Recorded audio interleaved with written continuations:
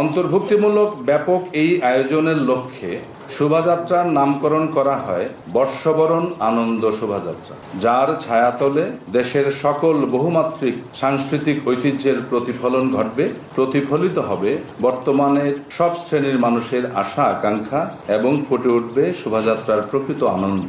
বাংলা নববর্ষ 1432-এর বর্ষবরণ আনন্দ শোভাযাত্রাকে সফল ও সার্থক করে তুলতে সংস্কৃতি বিষয়ক মন্ত্রণালয়, ঢাকা বিশ্ববিদ্যালয় প্রশাসন, শিক্ষকবৃন্দ, বর্তমান ও প্রাক্তন শিক্ষার্থী এবং আইন শৃঙ্খলা বাহিনী, রক্ষাকারী বাহিনীর সকলে আবেগ, ভালোবাসা ও দায়িত্বের সাথে কাজ করে চলেছে। শোভাযাত্রায় সাংবাদিক ভাই বোনদের অংশগ্রহণ এবং আপনাদের মাধ্যমে, সকলের মাধ্যমে সকল বয়সী ও শ্রেণী এই বর্ষবরণ আনন্দ শোভাযাত্রায় অংশগ্রহণের মধ্য দিয়ে আয়োজনকে সফল করে তোলবার আন্তরিক আহ্বান জানাচ্ছি।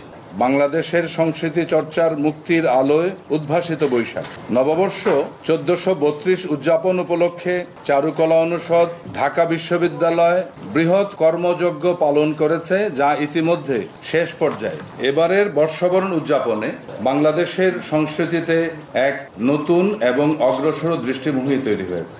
একই ভূখণ্ডে বসবাসরত সকল ভাষা ও সংস্কৃতির অংশীজনেরা একসাথে ঐকতান করতে যাচ্ছে। এবারের নববর্ষ বাংলাদেশি প্রতিটি মানুষের ঢাকা বিশ্ববিদ্যালয়ের নববর্ষ 1432 উদযাপনের কার্যক্রম গ্রহণের জন্য মাননীয় উপাচার্য অধ্যাপক নিহাজ আহমেদ খান পিএইচডি এর সভাপতিত্বে গত 24/3/2025 তারিখ সংশ্লিষ্ট সকল প্রতিষ্ঠান ও ব্যক্তিবর্গের সমন্বয়ে সিনেট ভবন মিলনায়তনে অনুষ্ঠিত সভায় সিদ্ধান্ত অনুযায়ী এবারের প্রতিপাদ্য নির্ধারণ করা হয়েছে। নববর্ষের ঐকতান, ফেসিবাদের অবসান। প্রিয় সাংবাদিকবৃন্দ, এবছর চারুকলা অনুষদ ঢাকা বিশ্ববিদ্যালয়ের এই আয়োজনকে ভিন্ন দৃষ্টিভঙ্গি দিয়ে বোঝার চেষ্টা করতে হবে। বাক ও সাংস্কৃতিক স্বাধীনতা এবং মননের মুক্তির বিষয়টি বিবেচনায় রেখে বাংলাদেশের প্রতিটি মানুষকে অন্ধকার থেকে কাল উত্তীর্ণ হবার বার্তা দিতে হবে। এবারের নববর্ষের আয়োজন সকল অন্যায্যতাকে বিনাশ করে ন্যায্য ও সত্যকে নব আলোর গতিধারায় একত্রবদ্ধ করবে গোটা সমাজকে। বৈশাখে ধ্বংস এবং সৃষ্টির সুর দুই গতিপ্রাপ্ত হয়। নববর্ষ পালন জীর্ণ জীবনকে সৃষ্টি দ্বারা বিদীর্ণ করে বেঁচে থাকবার প্রেরণা তৈরি করবে, আর সেজন্যই ফেসিবাদের বিনাশ নতুন আলোর পথটাকে উন্মুক্ত করে দেবে, অন্ধকার ছায়াকে বিদায় জানাবে।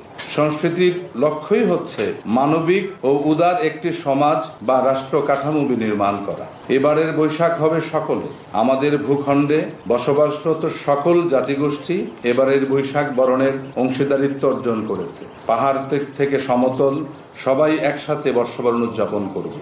এবারের আয়োজনের মধ্য দিয়ে এক পেশে সংস্কৃতি চর্চার সংকীর্ণতা থেকে বেরিয়ে আমরা বাংলাদেশের সংস্কৃতির উদার ও শুদ্ধ চর্চার দিকে অগ্রসর হতে পারবো বলে আমরা আশা করছি।